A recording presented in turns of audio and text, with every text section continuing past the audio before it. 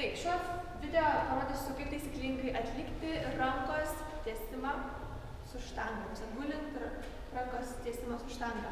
Arba kitaip vadinamo prancūzišką tiesimą. Tai sėdim ant suolelio, kojos plačiai, nugara tiesi, rankos neplačiai paimtos, bet šalia viena kitos.